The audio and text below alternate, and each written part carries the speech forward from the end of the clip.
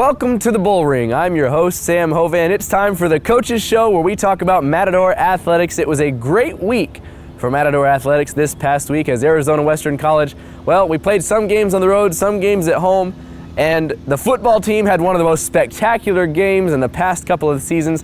50-47 win in triple overtime. We'll talk with head football coach Tom Minnick, as well as women's volleyball coach Jason Smith, and men's and women's soccer coach Kenny Dale. That's all coming up on the Bullring as we review the week that was in Matador Athletics, as well as looking up to this upcoming week. Don't go anywhere. We'll be right back, starting with head football coach Tom Minnick.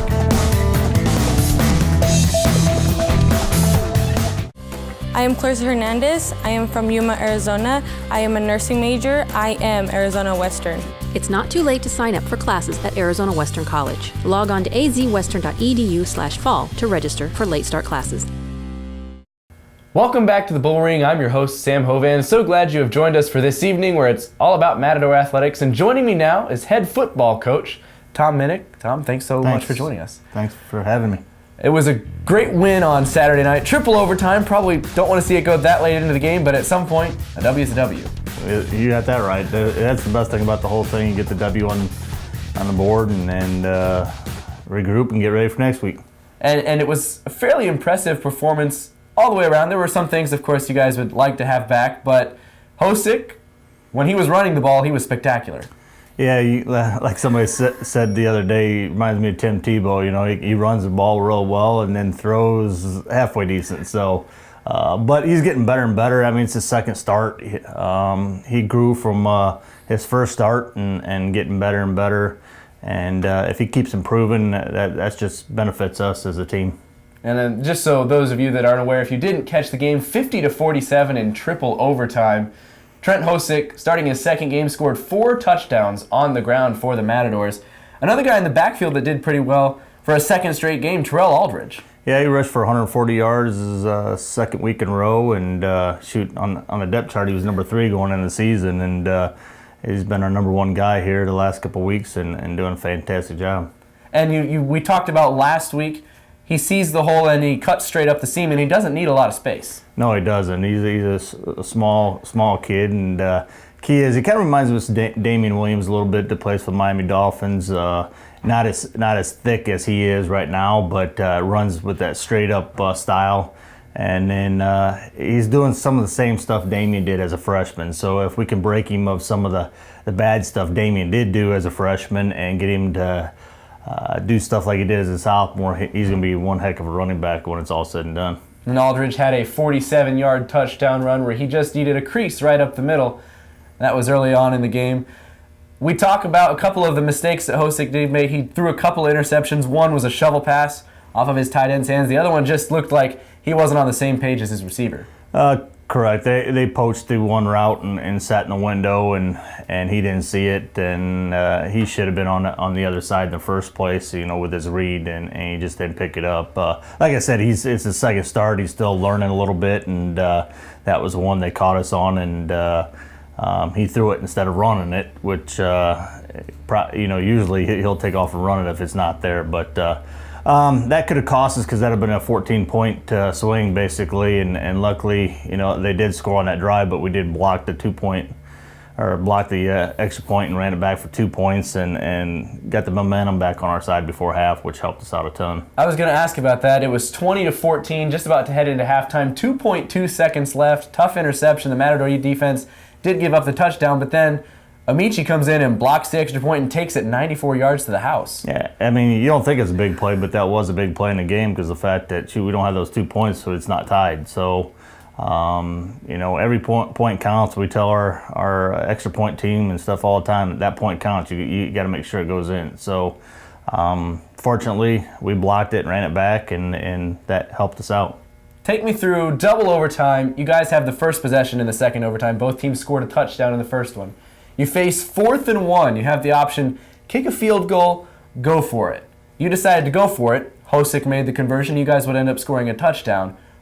What's your thought process there? It would have been about a 25 or 30-yard field goal. Hosick, running the ball. I'll take him, with 1 yard anytime. I mean, the odds are on my side with him running the ball downhill. There's always that chance they'll have a run through and get him, but if we block halfway decent, I'm gonna take him over anybody right now. I mean, he runs the ball downhill. I mean, he's 225, 230-pound quarterback, and he's gonna get the first down. I mean, that's his mentality. He's got that mentality. You're not stopping me, and that's what's great about Trenton. He's very confident in himself, and he goes, "Coach, I'll get it. That's not a problem." So I mean, and you like that confidence, and there was no hesitation. We were going for it because if we had to kick 3, you never know what's going to happen behind you. So I mean, if it was longer, it was only 1 yard. If it was 3 or 4, we'd have probably kicked it. But 1 yard, we got to go for it.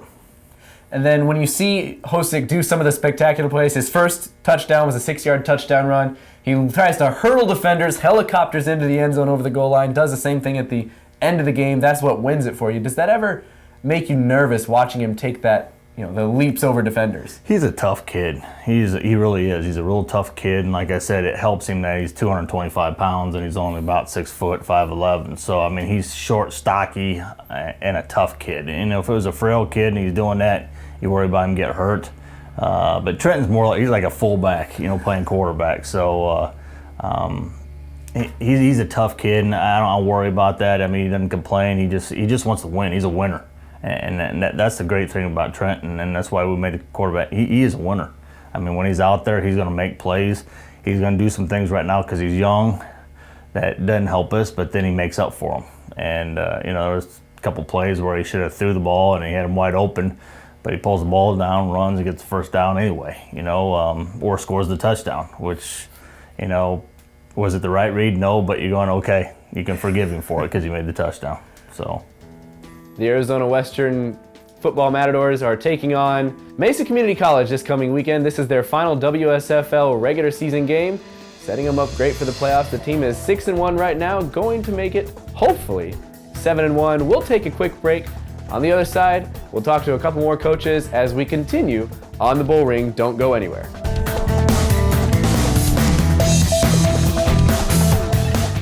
I'm Daniel. I'm from Yuma, Arizona. I'm a computer science major. I am Arizona Western. You still have time to register for late start classes at Arizona Western College. Get the credits in half the time. Log on to azwestern.edu/fall to register. Welcome back to the Bullring. I'm your host, Sam Hovan. Joining us now is women's head volleyball coach Jason Smith. Thanks for joining us, Coach. Thank you. So glad you joined us. It's a busy week for you guys. 3 games in 4 days, and it started off with a 5-set thriller against Glendale here in the house. Yeah, I don't think either team played real well in that match. It got real sloppy. By the end of the match, what I was looking at was our team still believed they were going to win, and no matter how poorly we played, and then Glendale was wondering if they would win. And I think that was the biggest key. And we made a few plays down the stretch that helped, but we should have probably finished that match in 3. And we talked a little, you had told me after the game, at some point, the W is still the W. Yeah, absolutely. You win, you win. They can't take it away from you. You only get 16 matches to play in conference. We've got 8 wins. So they can't take those back. And you definitely learn over the course of, a few seasons of playing in this conference that some nights it's just about survival. And we survived and we advanced to the next day. And then the very next night, you guys went to Mesa and took care of business there, a 3-game sweep. Yeah. Mesa's not a very good team right now. They hired their coach this year 3 days before the first practice. They're going to have some tough times with that. We also played them, far enough into the season. I don't believe Mesa expects to win matches right now. They get in there and they played pretty hard, but there's not very much belief that they're going to win these matches. I hope that we're just not the team that just buries the weak sisters. And what we've done so far is we've played a weak team and buried them, and that's what we did. It was really nice to see. We didn't really, Gabby Diaz hardly played at all that match. We just kind of gave her a day off, and she played a little in the first set, and Tamani Simmons got to get in there and play. But it was good to see them just go out there and play well, and we're going to need to continue with some of those things. And then we come up the end of the week, your 3rd game in 4 days. You play, Wednesday, Thursday, and Saturday? Wednesday, Thursday, it's actually Tuesday, Wednesday, Friday. Okay. Yeah. And went out to Eastern. That's a long trip out there. And it was just the same things that we've been doing all year. If you took the match with Glendale or Yavapai or even South Mountain and just inserted another team onto the other side of the court that's just a little bit better, that's what it was. We got real lazy with our passing, not moving our feet to the ball. We didn't miss a ton of serves, but we had to take our serving strategy so far down that we let Eastern do what they wanted to do. And I promise we're not going to play that weak anymore. Yeah, I'm fired up right now, and all week long the girls are going to have to deal with me. And you guys actually, the very next match you guys are playing, again, out at Eastern. Scheduling quirks aside, you get them this coming Friday. You went 5 with them last time, and you're going to be more aggressive this time. Yeah, we're going to go out there and play our way. You know, I mean, we serve very weakly against them, trying not to miss too many balls. Realistically, you know, we gave away game 1. We were up 5-1 to start. They called timeout, and after that, we did absolutely nothing. And then, you know, game 3, they won. They stole it 25-23. We still feel like we should have won that. And game 5, 17-15. You know, and it's just some of those silly little mistakes that have just caught up to us. And last week I said, if we can get some of these things corrected without losing a game, we're a pretty good team. We're not that good. So we didn't make those changes. We're going to make them this week, and I fully anticipate us winning that match out at Eastern this weekend. And just to look a little bit farther ahead down the line, you do close the year with 4 straight home games. After so much on the road, it's got to be nice to have a 4-game home stretch. Not only the 4-game home stretch, but from now on, we don't play any midweek matches. We can take practices and bunch them together and really start to improve. And this was designed out to, I mean, hopefully we were at this point 9-1 or 10-0. You know, we're 8-2 right now. I'm still just bitter about that loss. I didn't like it one bit. But, you know, now we can start to really improve. You know, you get through the survival parts of your season, and then hopefully, you know, we've always played our best at the mid to end of October and into November.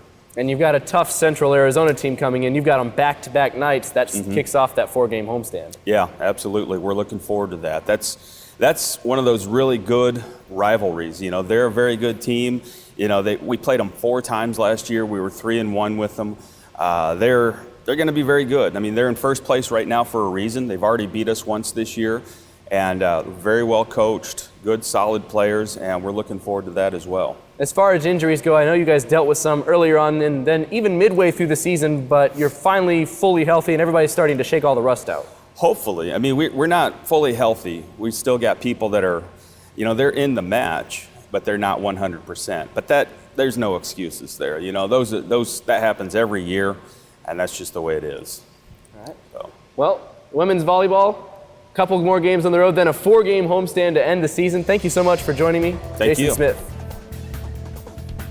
Stick around, we've still got one more head coach to go. He's the head coach of both the men's and women's soccer programs. That's Kenny Dale. He's coming up next on AWC TV.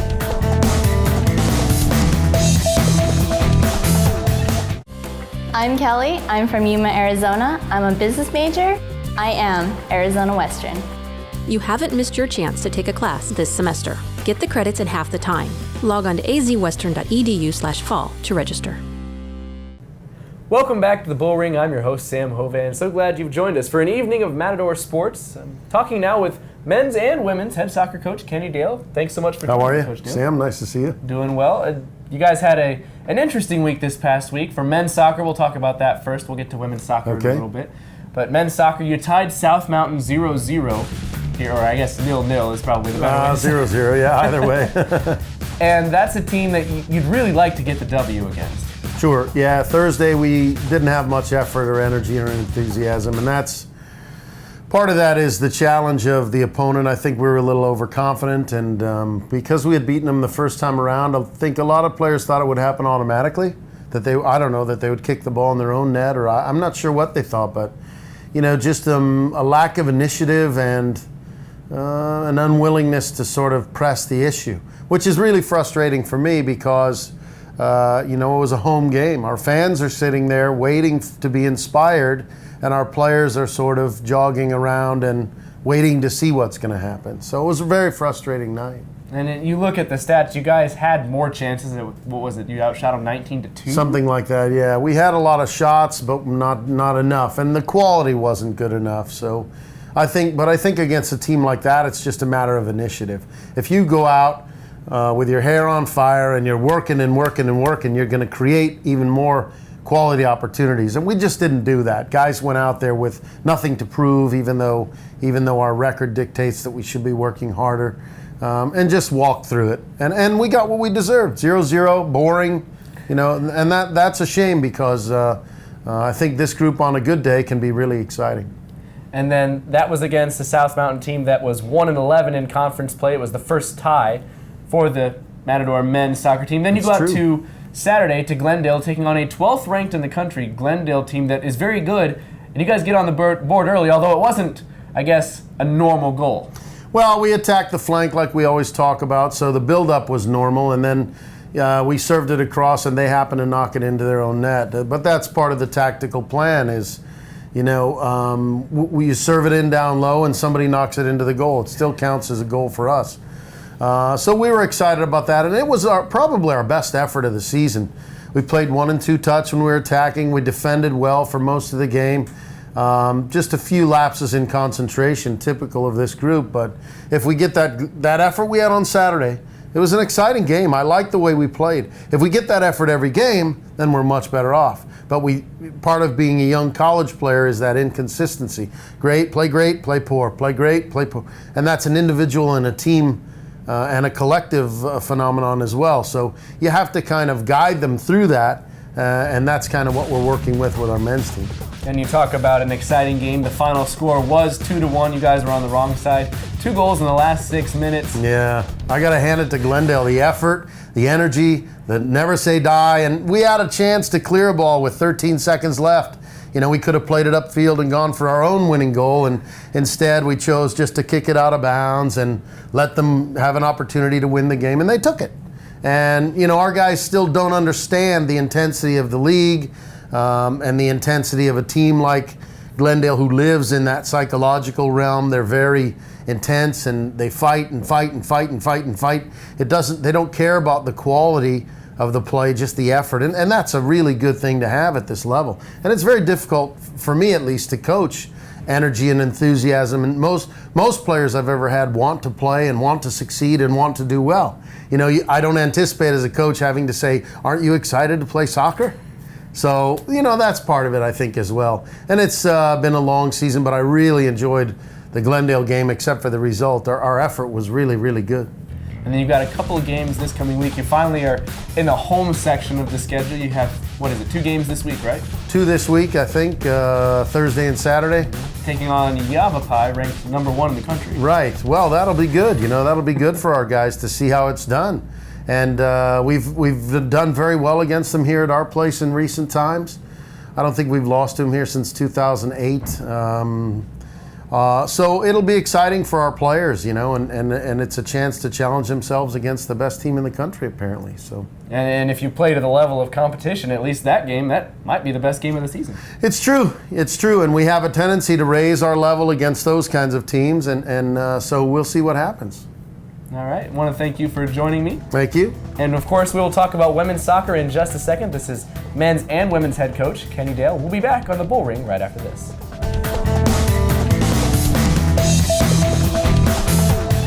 The career you've always wanted may be just months away. Just a few classes could take you to the next level in your job. Take a look at Arizona Western College's Career in a Year program. Earn your certificate in a variety of programs in 12 to 18 months, sometimes less. Programs include Certified Nursing Assistant, Public Safety, Logistics, Computer Information Systems, Auto Mechanics, Early Childhood Education, and more. Pick a career with strong job growth that ignites your passion. It's time to invest in yourself. azwestern.edu/career.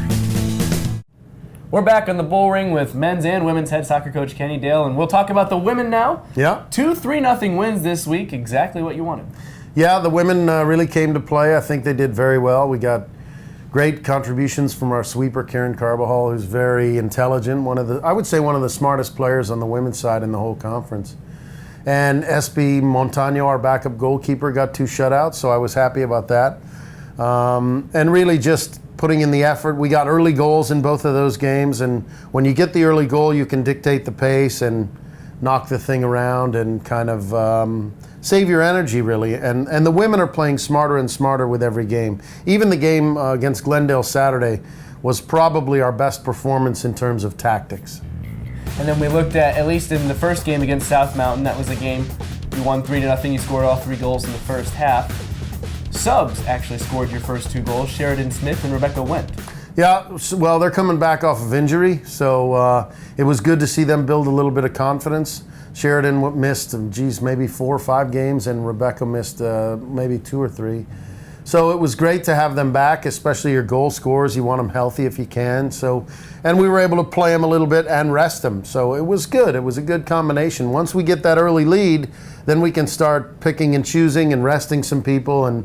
But they always give a great effort, Sheridan and Rebecca both. Rebecca's our influences games probably more than any other player at the front of our team, for sure.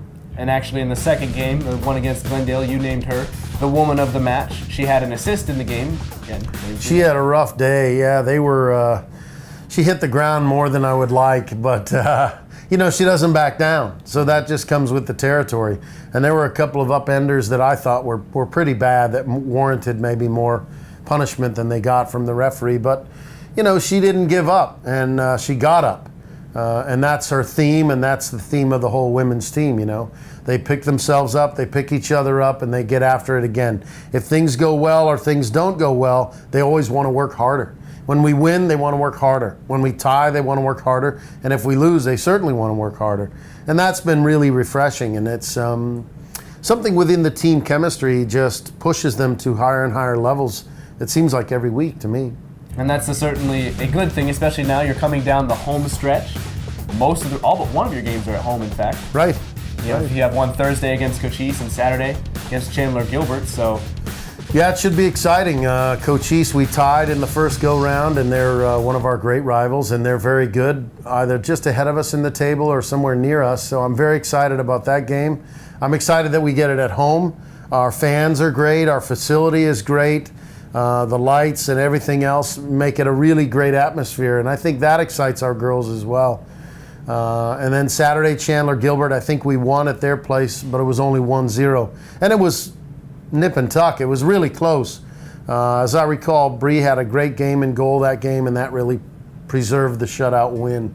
And Paula scored a pretty nice goal. So it'll be interesting to see what happens these 2 games. 2 of our very closest rivals and very close to us in the league. So I'm excited for Thursday and Saturday for our women's soccer team. And you mentioned Brianna being in goal the last time these 2 teams played. You used your backup goalkeeper this past week.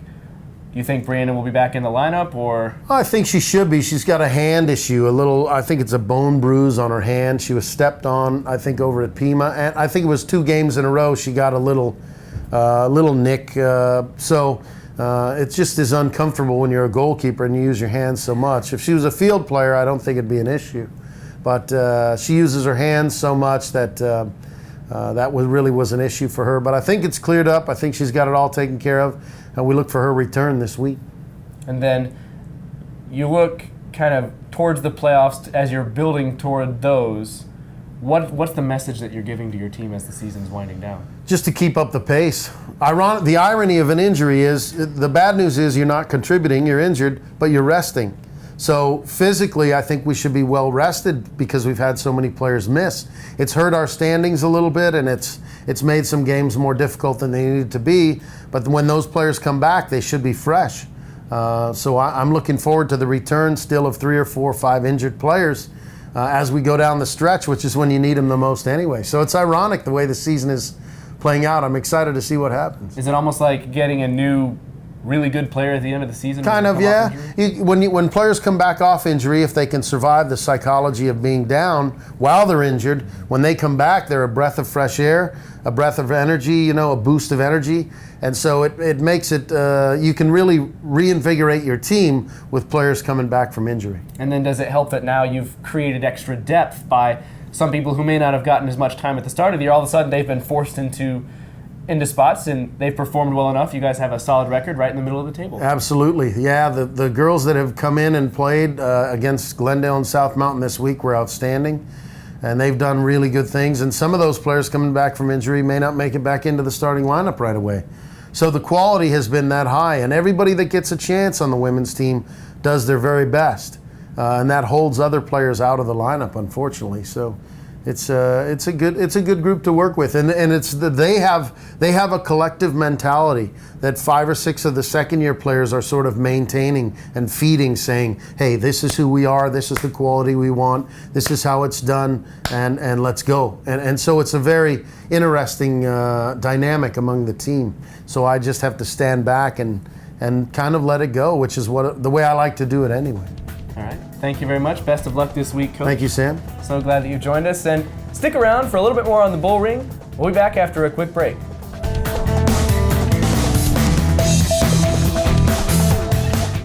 I am Samantha. I am from Yuma, Arizona. I am a nutritional science major. I am Arizona Western. You haven't missed your chance to take a class this semester. Log on to azwestern.edu/fall to register.